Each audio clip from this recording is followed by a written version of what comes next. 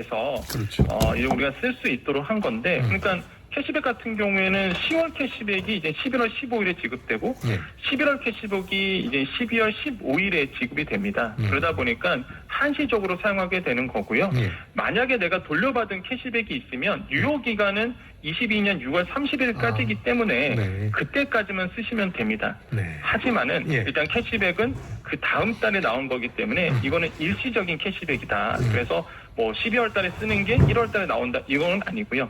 이미 이제는 12월 15일에 다 받으셨기 때문에 받으셨던 캐시백만 6월 30일까지만 이제 사용하시면 되겠습니다. 아, 그렇군요. 그 영업 제한 때문에 어려움 겪는 자영업자들을 위한 소상공인 방역 지원금이라는 것도 지금 지급되고 있는데, 이거 신청 안 하신 분들도 많던데, 이게 뭐 어떻게 해야 얼마나 받습니까? 네, 일단 방역지원금 소상공인 분들에게 해당하는 지원금인데요. 이달 15일 이전에 개업하신 소상공인분들이 이제 대상이 됩니다. 근데 그거는 대상일 뿐이고 조건이 있어요. 바로 매출 감소 조건이 있어야 되는데요. 만약에 해당이 되신다 그러시면 한 명당 이제 100만 원씩 지급을 됩니다. 그래서 오늘부터는 사업자 등록번호 살짝 구분 없이 조회가 다 가능하시고 신청이 다 가능하십니다. 그래서 이달 18일부터 영업기간 제한을 받았으나 최근 개업으로 인해서 1차 지급 대상에서 포함하지 못한 소상공인들에게는 다음 달 17일부터 방역지원금이 지급할 계획이고요. 만약에 다수 사업자가 있으신 분이 있으세요. 이분들은 4개 업체까지는 받을 수 있습니다. 근데 주의할 거는 한 개 업체를 먼저 받고요. 그 다음에 이제 다음 달 10일 이후에 나머지 금액에 대해서 받게끔 돼 있기 때문에 혹시 나는 다수 사업자인데 왜 100만 원만 나오지? 하신 분들은 조금만 기다리시면 다 받을 수 있다라고 말씀을 드리겠습니다. 100만 원씩 이거 챙기셔야 됩니다.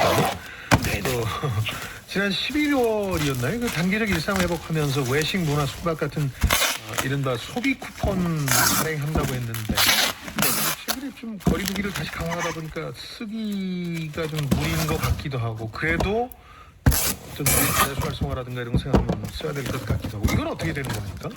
네, 지금 말씀하신 대로 사실 이제 사회적 거리두기가 다시 시작하다 보니까 사실 이게 예산이 뒤로 밀렸습니다. 그래서 소비 쿠폰 같은 경우에는 먼저 받아서 쓰는 게 아니라 내가 뭔가 주문을 했을 때 그때 이제 할인을 받는 케이스인데요. 그러다 보니까 지금은 사실 소비 쿠폰을 챙기는 거는 서두를 필요는 없다라고 말씀을 드립니다. 예산 자체가 거의 내년으로 많이 넘어갔기 때문에 내년에 다시 한번 이 소비 쿠폰을 발행할 예정으로 되어 있습니다. 그러다 보니까 뭐 지금은 거리두기 때문에 해당되지도 않고요. 특히 숙박이라든지 실내 체육시설, 뭐 스포츠 관람 이런 예산이 400억 원 정도가 내년으로 이어졌기 때문에 요거는 조금 더 기다리시면 되겠고요. 다만 배달앱 같은 경우에는 맛있었습니다. 지금 한 155원 정도 쿠폰을 소진이 다 됐고 또 기대해 볼 만한 게 정부에서 발표는 했지만은 농축 수산물 할인이 있어요. 이거 저도 한번 써봤는데요. 1인당 1만 원에서 2만 원 정도에서 전통시장에서 30%, 마트에서 20% 할인하는 이 할인 쿠폰이 있는데 이것도 내년에 590억 원어치를 이제 정부가 지원하기로 했기 때문에 이것도 이제 내년 좀 사회적 거리두기가 풀리면은 이것도 한번 소비 쿠폰도 다시 한번 써볼 여지가 있다라고 말씀을 드립니다. 소비 쿠폰 내년에 다시 시행한다고 생각하고 뭐 그때 신청할 수도 있겠지만, 혹시 뭐 이게 경우에 따라서는 뭐 금방 소진되기도 하기 때문에, 예산 문제 때문에 지금 신청도 가능합니까? 지금은 이제 업종마다 좀 다릅니다. 그러니까 숙박시설이나 실내 체육시설 이런 거는 지금 현재 실청은 불가능하고요. 그래서 방역 상황을 지켜보면서 모니터를 하면서 유동적으로 좀 바뀌기 때문에 요거는 이제 방역 상황을 지켜보면서 신청을 하셔야 되겠습니다. 저도 보니까 알게 모르게 제 통신사 멤버십 포인트라든가 이런 게 많이 사라졌던데, 지난 5년간 사라진 마일리지만 1조 5천억 원대라고 그러던데, 이거 연말에 좀 제대로 활용할 수 있는 방법 없을까요? 자, 여기에 보셔야 될 게 통신사 마일리지 제도인데 이게 많은 분들이 이제 통신사 멤버십 포인트와 좀 헷갈려 하시는 분들이 있어요. 그래서 멤버십 포인트는 보통 뭐 편의점 가면 할인받는 이게 멤버십 포인트고, 통신사 마일리지라는 게 있습니다. 이게 뭐냐면 종량제 요금을 아직도 하시는 분이 있거든요. 음성통화 중심으로 하는 이 종량제 요금을 하시는 분들에게 통신사가 일정 부분을 적립해주는 마일리지입니다. 근데 이게 놀라운 게 보통은 이런 포인트를 가지고 통신 이용을 못 내는데 이 마일리지가 있으신 분들은요 통신사의 그 비용도 요걸로 낼 수 있습니다. 그래서 뭐 SK텔레콤 같은 경우에는 통신 요금, 뭐 로밍 사용료, 휴대폰 AS, 네이트 유료 콘텐츠에도 이 금액을 마일리지를 쓸 수 있고요.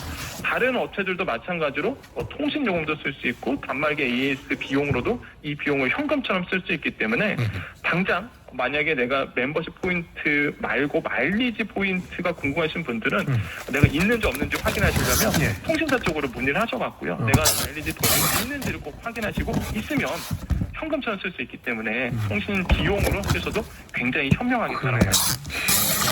축적도 있을 것 같은데 한 번 더 확인을 안 해서 마일리지, 이 멤버십, 그 신용카드 같은 경우도 카드 포인트가 5년마다 소멸되는 것으로 바뀌어가지고 많이 저희들도 소개를 해드렸는데 5년에 해당되는 분들은 이것도 좀 아까울 텐데 어떻게 챙겨야 됩니까? 네, 맞습니다. 이제 포인트 현금화가 가능한데요. 뭐 카드 결제, 그러니까 카드 포인트 이제 말씀하셨는데, 요거는 뭐 한 번 입주가 됐었어요. 이거를 현금화가 됐습니다. 저도 이번 연도에 카드 포인트를 이제 현금으로 이제 돌려받았는데, 요거 같은 경우에는 여신금융협회에 카드 포인트 통합 조회 시스템으로 검색하시면 됩니다. 그냥 포털 가셔갖고요. 카드 포인트 통합 조회 시스템 가보시면은 여기에 가갖고 내 카드 조회하면서 바로 내가 계좌번호만 입력하면 현금으로 돌려받을 수가 있게 됩니다. 그러다 보니까 굉장히 좋은 서비스라고 좀 말씀드릴 수가 있겠고 또한 여기서 국세도 낼 수 있고요. 또한 관세청의 일명 유니패스라고 얘기하는데 여기서 뭐 관세도 낼 수 있기 때문에 굉장히 좀 좋은 서비스다라고 말씀을 드리겠습니다. 그래서 여기 가셔서 한번 조회해본 거 다시 한번 말씀드립니다. 조회해서 신용카드 포인트가 얼마나 됐는지 소멸 기간까지 얼마 남지 않은 것들이 있으니까 잘 활용하시기 바랍니다. 현금으로 일단 옮겨놓으시면 뿌듯해요. 맞습니다. 잠자고 있는 연금 같은 것들도 많은데 뭐 돈 부어놓고서 연금저축 연금 수령하는 액수가 6,400억 원이나 된다 이런 소식도 전해졌는데 근데 내가 휴면연금의 대상인지 아닌지 어떻게 확인합니까? 네, 일단 금감원 사이트에 통합연금 포털이라는 게 있습니다. 마찬가지로 포털 가셔갖고요. 통합연금 포털이라고 검색하시면 이제 사이트가 보이실 겁니다. 저도 어제 또 한번 들어가 봤는데요. 여기 가보시면은 내가 가입한 연금의 가입 회사라든지 적립액, 또한 내 연금 조회, 연금 계약 정보까지도 다 조회가 가능하시거든요. 그래서 내가 아직 못 찾은 연금이 있는지 이런 것들도 다 볼 수 있기 때문에 다시 한번 통합연금 포털에 가셔서 한번 조회를 해보시기를 권유를 드리겠습니다. 휴면예금 같은 경우는 워낙 홍보도 많이 되고 그래서 좀 묵힌 뭐 소액이지만 예금이 없나 이렇게 찾아보신 분들이 많을 텐데 저도 한번 들여다봤는데 이거 뭐 직접 은행 가지 않고 손쉽게 알아보고 활용할 방법이 있죠? 네, 맞습니다. 그 서민금융진흥원에서 운영하고 있는 휴면 예금 찾아줌 서비스가 있는데 이게 이 서비스를 이용하게 되면은요 1,000만 원 이하의 예금은요 창구 말씀하신 것처럼 창구 방문 없이 바로 인터넷에서 챙길 수가 있게 됩니다.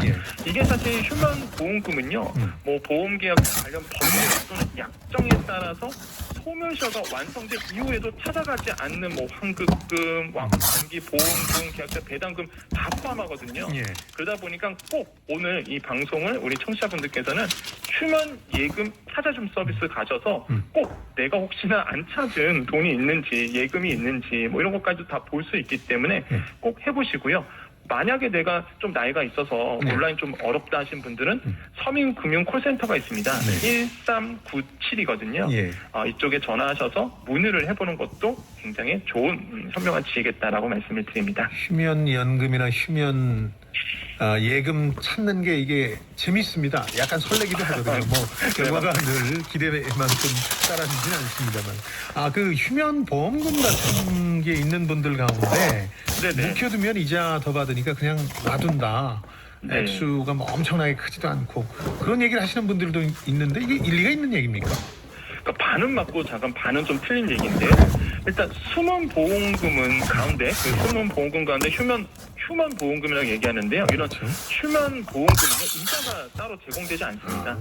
그러다 보니까 그냥 만약에 내가 휴먼 보험금 있다 하시는 분들은 예. 그냥 바로 찾아서 현금화하시는 게 좀 유리하겠다고 말씀을 드리겠고요. 예. 근데 간혹 가다가 뭐 중도 만기 보험금도 이런 약관에 따라서 이자가 제공되는 것도 있거든요. 예. 또 근데 금리는 높지